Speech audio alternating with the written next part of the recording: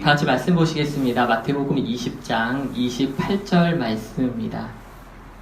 한 절이니 우리 다 같이 보도록 하겠습니다. 시작. 인자가 온 것은 섬김을 받으려 함이 아니라 도리어 섬기려 하고 자기 목숨을 많은 사람의 대속물로 주려 함이니라. 아멘. 오늘은 2월의 마지막 주일입니다.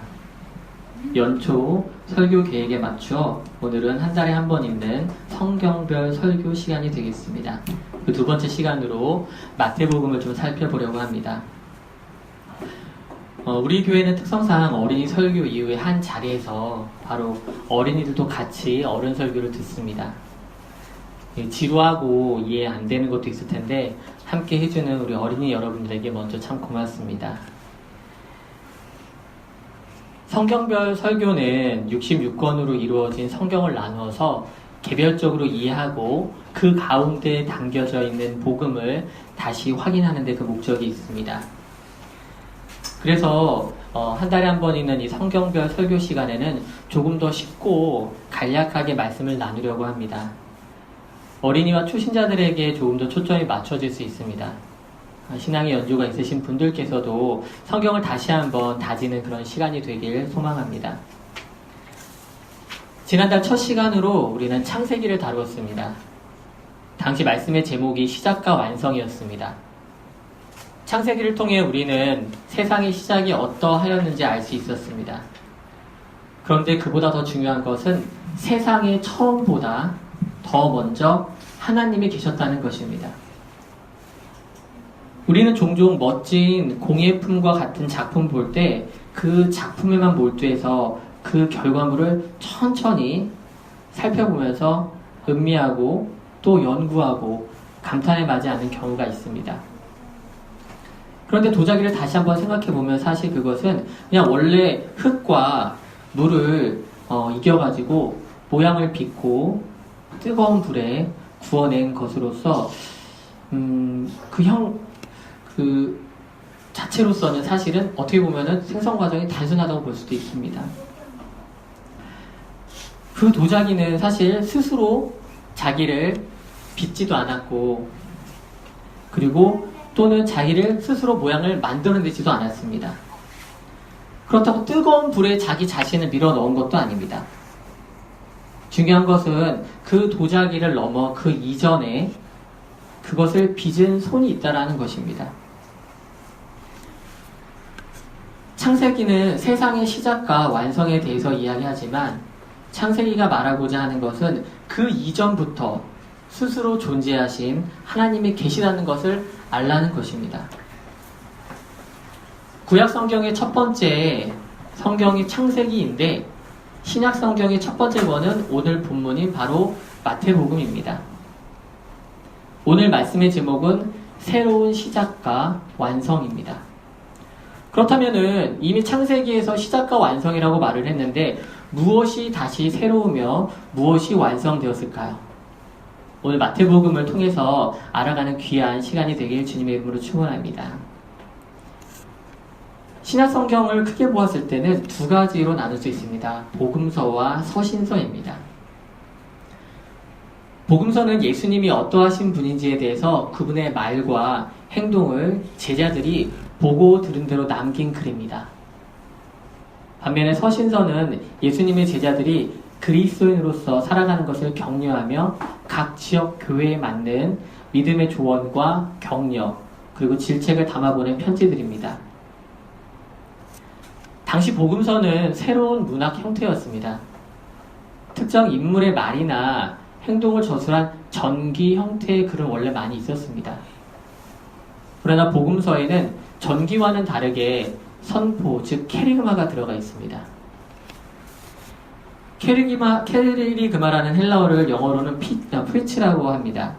즉 설교로 번역되지만 일반적인 설교와는 의미가 다릅니다. 자기에게 위탁된 메시지를 권위 있게 선포하는 것이 바로 케리그마입니다. 그 의미는 보냄을 받은 사람이나 보낸 사람 모두 위엄과 능력이 있다는 것입니다. 그래서 성경에서는 예수님의 선포를 들은 사람들의 반응이 이전에 있던 성경 연구가들과 달랐던 것입니다. 마태복음 7장 29절 말씀입니다. 이는 그 가르치시는 것이 권위 있는 자와 같고 그들의 석인 것들과 같지 아니함이더라. 마태복음은 전체가 캐리그마의 성경입니다. 마태복음 바로 앞에 있는 성경은 구약 성경의 마지막인 말라기입니다. 말라기 선지자를 통해 말씀하신 하나님은 그 후 400년간이나 침묵하십니다. 그렇게 끊임없이 선지자들을 보내셨던 주님께서 더 이상 말씀이 없으십니다. 이 400년이라고 하는 기간은 이집트에서 노예로 살았던 이스라엘을 생각나게 합니다. 아브라함을 통해 큰 민족을 이루고 이삭과 야곱, 요셉이라는 믿음의 조상들을 통해 승승장구하던 창세기를 지나 순식간에 출애굽기에서는 이집트의 노예로 전락했음을 보여줍니다.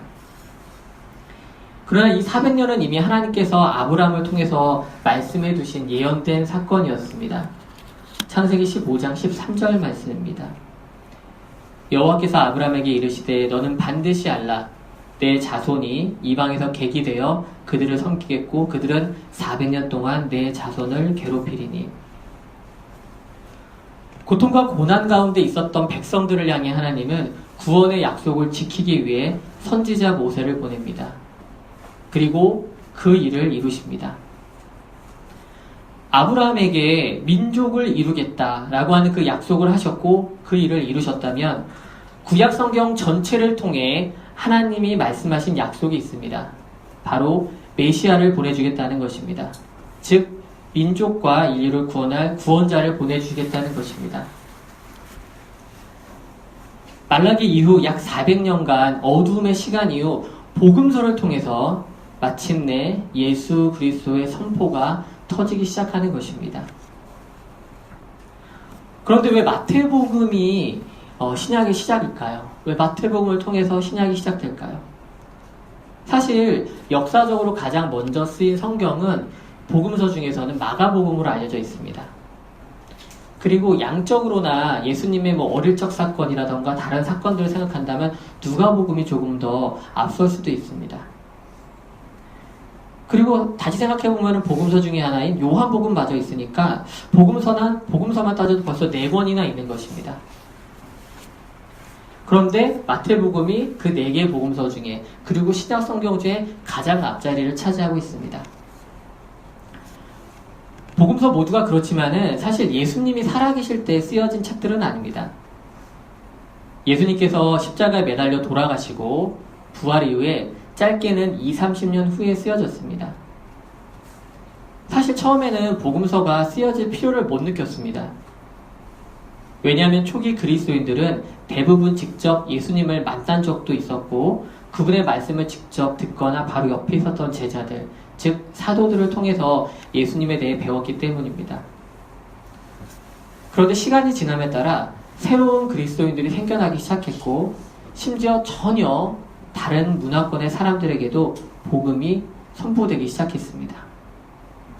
교회 공동체는 그들을 가르치고 양육해야 하는 문제에 부딪혔습니다. 아마 여기 계신 분들 중에는 이미 예수님에 대해서 익숙한 분도 있겠지만 전혀 정보가 없고 처음 들어보는 낯선 분들도 계실 겁니다.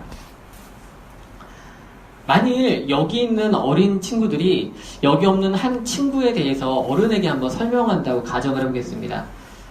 여기에 없지만 공통적으로 알만한 친구가 누가 있을까요? 지훈이 할까요? 지민이 할까요? 지민이 해볼까요? 자, 지민이를 그러면은 우리 그 형제님에게 설명할 수 있는 사람, 저희가 어른 형제님에게 지민이가 어떤 사람이에요? 한마디 한번 해볼까요? 주민이 뭐라고 말할 수 있을 것 같아요? 지민이에 대해서? 지민이는 한 문장으로 피아노 잘 쳐요. 시원이는 뭐라고 말해주고 싶어요? 지민이에 대해서? 잘 안 만나요. 별로 안 친하거든요, 요즘은. 자, 그러면 유찬이는? 안 만났는데. 지민이에서 설명해줄 수 있다면은? 지민이는 말싸움을 잘해요. 말싸움을 잘해요? 유진이는? 지민이는 뭐라고 설명해줄래요? 아주 잘생겼어요. 할 말 있어, 유진이? 지민이에 대해서? 할 말 없어? 그럼 누가, 주찬이가 한번 해볼까? 지민이에 대해서 어떻게 설명해 줄 수 있을까? 뭘 잘해요? 게임을 잘해요? 개그를 잘해요. 아, 피아노 잘 치고, 개그를 잘하고, 말싸움 잘하는 것만으로 우리 형제님이 이해를 했을까요? 지민이에 대해서? 그 여러분들의 말 몇 가지로 지민이가 충분히 표현됐을까요? 지금 벌써 몇 가지 얘기가 나왔죠. 사실 지민이는 한 사람인데 그 사람을 소개하는 이 말과 접근 방법, 표현 방법이 이렇게 다 다릅니다. 가장 좋은 방법은 뭘까요? 목사님 생각엔 그래요. 지민이를 하루 종일 그 영상을 촬영하는 거예요. 집안이든 어디든 쫓아다니면 실시간으로. 그런 다음에 한 일주일이나 열흘 정도를 보여드리는 거예요. 그러면은 지민이는 이렇게 생긴 친구구나, 이런 말을 하고 이런 행동을 하고 이런 습관이 있는구나 라고 아마 알 것 같아요. 그쵸? 근데 예수님이 계셨던 시대 또는 제자리 있었던 시대에 그런 내용들이 있었을까요? 그런 방법이 있었나요? 예, 그렇지 않습니다. 그래서 복음서가, 예수님을 조명하는 이 복음서가 무려 4개가 있는 것이고, 복음서마다 겹치는 부분도 있지만 마태나 마가, 누가 그리고 요한이 예수님에 대해서 사람들에게 알려주고 싶은 포인트가 조금 달랐습니다. 그래서 복음서가 조금씩 다른 부분도 있는 것입니다. 그렇다면 오늘 우리가 보고 싶은 이 마태는 예수님에 대해서 어떤 부분에 초점을 두었을까요? 그것은 마태복음 1장 1절부터 나타납니다. 마태복음 1장 1절 말씀입니다. 아브라함과 다윗의 자손 예수 그리스도의 계보라. 아브라함의 자손 그리고 다윗의 자손, 그분이 바로 예수님을 선언하고 있습니다. 즉 이 말뜻은 예수님이 바로 유대인의 자손이라는 것입니다. 이 편지를, 이 복음서를 처음 읽었던 사람들, 들었던 사람들은 대부분 유대인들이었습니다. 그들에게 아브라함과 다윗은 특별한 의미를 가지고 있습니다. 아브라함은 이스라엘이란 민족을 이루게 된 첫 번째 사람입니다. 그리고 다윗은 우리가 앞서 본 것처럼 유대인들 중에 가장 위대한 사람의 대명사입니다. 옛 이스라엘의 대표적인 두 사람, 아브라함과 다윗을 언급하고 바로 붙여서 예수 그리스도를 말함으로써 이전 시대의 상황에서 연속적인 선상에서 예수를 통해 새로운 이스라엘이 이루어져 갈 것임을 암시하고 있습니다. 구약이란 말은 옛 약속을 말합니다. 신약은 새로운 약속입니다. 그런데 이 옛 약속이라고 하는 것이 결코 쓸데없어지거나 헛 것은 아닙니다. 먼저 된 약속이 있었기 때문에 새로운 약속이 있을 수 있는 것입니다. 아브라함과 다윗이 있었기에 그 후손으로서 예수가 그리스도로서 우리 가운데 오실 수 있었던 것입니다. 하나님은 이 옛 약속인 구약을 통해 인류를 향한 지극히 큰 사랑과 인내를 보여주십니다. 그분이 바라시는 것은 한 가지였습니다. 레위기와 예레미야의 말씀을 보겠습니다. 나는 너희 중에 행하여 너희의 하나님이 되고 너희는 내 백성이 될 것이니라. 여호와의 말씀이니라. 그때 내가 이스라엘 모든 종족의 하나님이 되고 그들은 내 백성이 되리라. 보시는 것처럼 똑같은 말씀이 반복됩니다. 그런데 레위기는, 먼저 읽은 레위기는 구약 성경의 앞부분에 위치해 있습니다. 역사적으로 이스라엘이라는 나라가 나라로서 민족이 구성된 지 얼마 안 된 출애굽 상황에서 주어진 말씀입니다. 그에 반해 예레미야는 이스라엘 민족이 완전히 거의 멸망하던 시기에 선지자에게 주어진 것으로 그 간격이 약 1000년 정도 됩니다. 그런데 이와 같은 말씀이 그 중간중간에 곳곳에서 계속 반복됩니다. 우리 신약에서 한 구절을 더 보겠습니다. 신약의 가장 마지막 성경은 요한계시록입니다.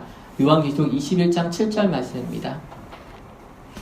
이기는 자는 이것들을 상속으로 받으리라. 나는 그의 하나님이 되고 그는 내 아들이 되리라. 아멘. 놀랍게도 신약의 가장 마지막 성경인 이곳에서도 같은 말씀이 반복되고 있다는 것입니다.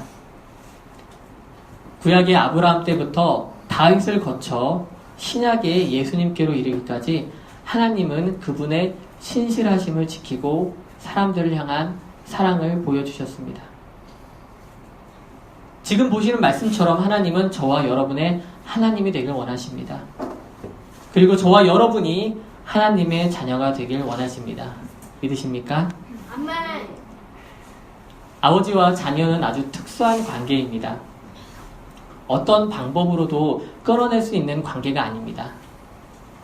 자녀가 아무리 방황하고 나쁜 짓을 하고 집을 나간다 하더라도 그 관계가 그냥 끊어질 수 있는 것이 아니라는 것입니다. 누가복음 15장에 보면은 일명 탕자의 비유가 나옵니다. 정확하게는 집을 나간 아들을 기다리는 아버지의 비유입니다. 간략하게 말씀을 드리겠습니다. 어떤 아버지에게 아들이 둘이 있었습니다. 근데 그 둘째 아들이 멀쩡히 아버지가 살아있는데 자신에게 줄 유산을 미리 달라고 합니다. 유산이란 건 언제 주는 거죠? 죽을 때. 죽은 이후에, 바로 죽기 직전에 집행이 되는 것입니다. 그런데 그 유산을 달라고 하는 것은 아들 입장에서는 아버지와 연을 끊고 돈을 선택했다는 것입니다. 그런데 아버지는 내어줍니다. 그리고 그 아들은 그 돈을 가지고 먼 나라에 가서 물 쓰듯이 막 쓰다가 결국 빈털터리가 됩니다. 얼마나 극심하게 힘들었는지 먹을 거리가 없어가지고 돼지들이 먹는 음식을 뺏어 먹습니다. 그렇게 힘들게 있던 아들은 다시 한번 생각합니다. 이렇게 살 바에는 우리 아버지 집으로 돌아가자. 우리 아버지의 집에 있는 종들의 삶이 나보다 지금 낫지 아니한가 라는 생각을 합니다. 그 돌아온 아들을 아버지는 어떻게 대했나요? 제가 아버지였고 우리 아들 중에 하나가 그랬다면 저는 아마 문 밖에서부터 호통을 쳤을 겁니다. 회초리를 들고 어딜 들어오냐고.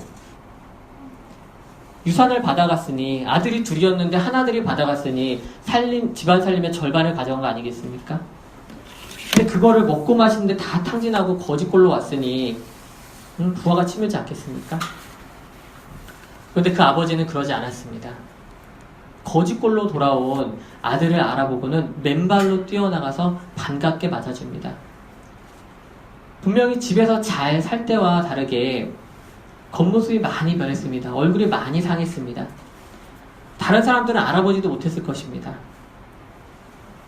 성경에 보면은 이렇게 설명합니다. 거리가 아직 먼데, 아직 멀리서 오고 있는데 아버지는 그를 알아보았다고 합니다. 겉모습이 엄청 달라져 있고 거리가 엄청 멀지만 알아볼 수 있었다는 것은 한시도 그 아버지는 아들을 잊지 않고 있었다는 것입니다. 그리고 계속해서 밖을 내다보며 기다렸다는 것입니다. 하나님이 우리를 향한 사랑이 이와 같습니다. 하나님은 저와 여러분을 이렇게 사랑하십니다. 세상의 그 무엇으로도 우리를 향한 하나님의 사랑을 끊을 수 없습니다. 오늘 이 아침에도 하나님께서 저와 여러분을 자녀 삼기 원하십니다. 영원한 아버지가 되길 원하신다는 것입니다. 이 사실을 여기 계신 모든 분들께서 믿으시길 주님의 이름으로 축원합니다. 그 관계에서부터 우리는 새로운 시작이 가능합니다. 이전 약속을 갱신하고 새로운 약속이 주어질 수 있었던 것은 예수가 그리스도로 그 약속의, 새 약속의 보증자로 오셨기 때문입니다. 그리고 마침내 그 약속을 성취하셨습니다. 예수님의 탄생에 대한 이야기를 다룬 복음서는 4개 중에서도 마태복음과 누가복음만 있습니다. 그런데 탄생 부분에서도 이 마태복음과 누가복음은 미묘한 차이점이 있습니다. 천사가 마리아에게 나타나서 아들을 낳을 것이라고 말한 장면을 잠깐 비교해서 보도록 하겠습니다. 아들을 낳으리니 이름을 예수라 하라. 그가 자기 백성을 그들의 죄에서 구원할 자이심이라 하니라.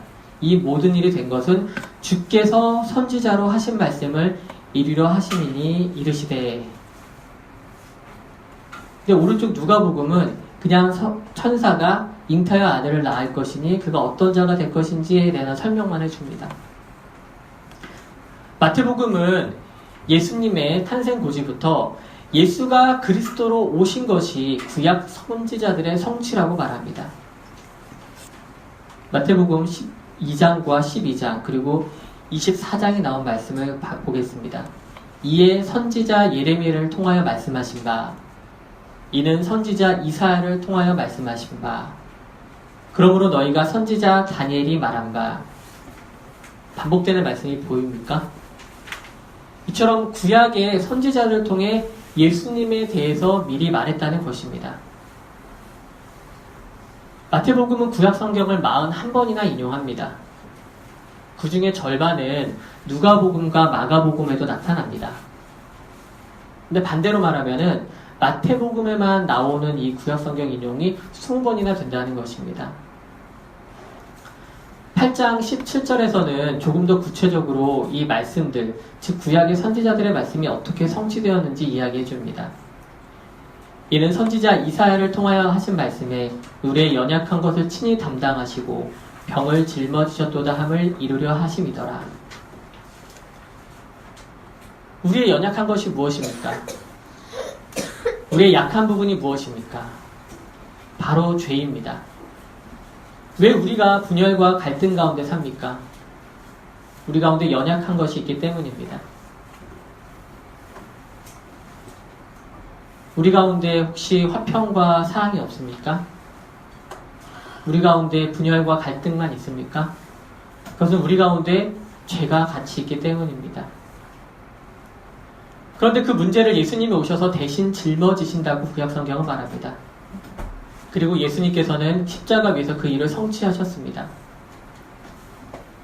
마태복음의 독특성은 이처럼 자기 백성을 저희 죄에서 구원하시는 왕, 그 메시아가 예수님을 바로 나타난 데 있습니다. 예수님은 유대민족 이스라엘 백성만을 위해서 오신 분은 아닙니다. 첫사람 아담 이후에 하나님과 죄로 인해 멀어진 모든 인류를 위해서 오셨습니다. 그 가운데는 이 자리에 함께한 저와 여러분도 포함되어 있습니다. 결국 예수님은 저와 여러분의 죄를 위해 오셨고 마침내 그 일을 이루셨습니다. 우리 교회는 지난 몇 달간 마태복음을 순서대로 보고 있습니다. 지금 6장이니 앞으로 더 많은 예수님의 말씀과 행적을 보고 나눌 것입니다. 오늘 말씀을 준비하면서 마태복음 중에서 본문을 어디로 정할까 고민했습니다.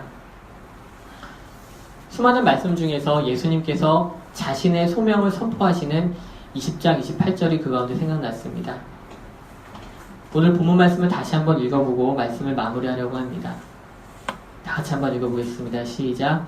인자가 온 것은 섬김을 받으려 함이 아니라 도리어 섬기려 하고 자기 목숨을 많은 사람들의 대속물로 주려 함이니라. 예수님은 2000년 전에 우리에게 오셨습니다. 하나님이 우리의 하나님이 되고 우리가 하나님의 자녀가 되게 하기 위해 오셨습니다. 메시아로 오신 예수님을 많은 사람들은 떠받들었습니다. 세상을 구원할 왕으로 오셨으니 당연한 일이었습니다. 그러나 예수님은 자신의 사명을 정확하게 아셨습니다. 그는 사람이 높여주는 높은 자리로 올라가지 않았고 도리어 섬기는 자리, 낮은 자리로 내려오셨습니다. 우리는 마태복음을 읽으면서 예수님의 자리를 봅니다. 마음이 가난한 자들, 육신의 고통 가운데 있는 자들, 위로가 필요한 자들, 우는 자들, 관심이 필요한 자들, 그들 가운데 예수님께서 계십니다. 마태가 들려주는 기쁜 소식은 예수 그리스도가 그러한 우리 가운데 함께 계시다는 것입니다. 우리의 왕으로, 구원자로, 구약의 성취로 오신 그분의 눈이 우리를 향하고 있고 그분의 손이 우리를 향하고 있다는 것입니다. 아직 예수를 그리스도로 받아들이지 못하신 분이 계시다면 마음에 영접하시길 주님의 이름으로 축원합니다. 마음의 문을 열어 그분을 받아들이시면 눈물과 아픔이 없는 그곳까지 영원히 함께 해주십니다. 마태가 들려주는 이 복된 소식이 저와 여러분의 것이 되시기를 주님의 이름으로 축원합니다. 아멘.